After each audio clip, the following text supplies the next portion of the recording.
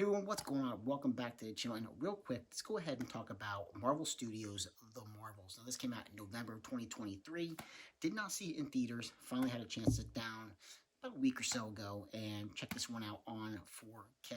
Now, I can safely say that this film would not have made my top 10 for last year. Because I was kind of thinking about that when I was making my list. There are some films I didn't get a chance to watch. Now, would they have made my top 10? Would they have altered my top 10? Well, I can safely say again that no, I don't have to worry about it with this particular film because this would not have made my top 10. Do I think it's trash? Do I think it's as bad as what a lot of people said it is?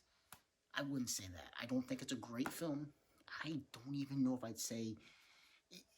I wouldn't say it's a great film. I wouldn't say it's a very good film. I would say it's catch me on the right day. You're probably going to say, oh, you're probably going to get me to say, okay, it's an okay film or a good film.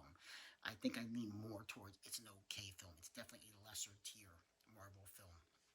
Now, a lot of problems that people had with this film, I didn't come across. I didn't come across any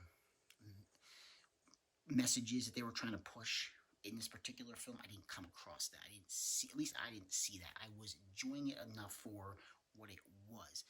And what I feel this film is, and how I felt about this film when I first saw the trailer, is that this is a Disney Plus Marvel show. That's how I felt looking at the trailer. That's what it felt like, and that's in my opinion. Even though it looks great in 4K and it does look good, it still just felt like a oversized, longer Disney Plus Marvel show. And it's definitely one of the shorter films too.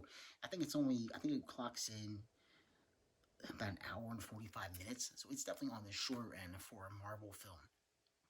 But I think, personally, I think one of the problems with this film and why it feels like a Disney Plus show is the fact that two of our main Marvels are from Disney Plus shows. And that, to me, not that that's a problem, you know, when you look at it, you have to look at these characters and say, are they top tier Marvel characters? They're not. And I think that's a problem because you're trying to take these two lesser known characters from the Marvel Universe and you're trying to push them into a theatrical setting. And I don't think that works so well. I think if you take like a She-Hulk or a Moon Knight, that can work because of how those characters look. These two characters doesn't really work as well theatrical for me. And Brie Larson, I think, because even though Captain Marvel made a boat ton of money when it came out, her star has definitely faded a lot in the last couple years since that film came out. So I think even putting Samuel Jackson in this as Nick Fury, it just doesn't. There's just not enough there. There's not enough substance to this film for me. Like I said, I think it's an okay film. I don't think it's a great film. It's an okay film.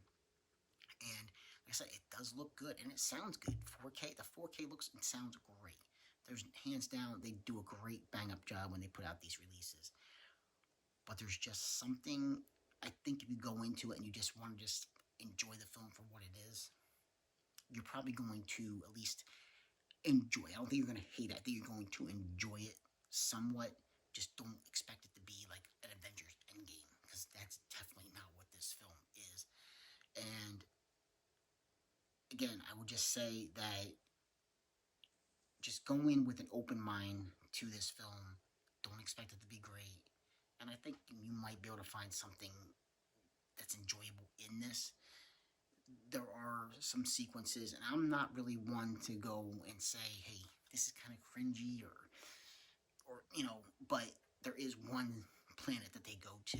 And if you've seen the film, you're probably going to know what I'm talking about, where this planet, everybody just sings and dances. That's how they communicate with each other.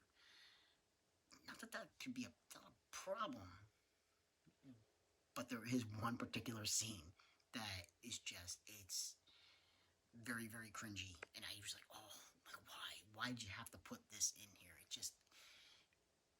It's not, it's like laughably bad. To me, it's like laughably bad. Like, it's just a scene that just does not fit well in this. It's like they almost want to have a little bit of a comedic balance with action. and I just don't feel. I'm not feeling it when it comes to this particular scene. So, like I said, I think the characters. I think they do a good enough job establishing, establishing more the Kamala Khan character as well as the, Monica Rambeau character.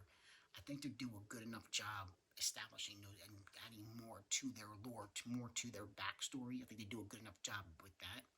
But I just would have liked to see a little bit more tying into other aspects of the Marvel universe. Like I said, this just feels like more like an oversized one-off Disney Plus show episode. That's kind of what it feels like to me.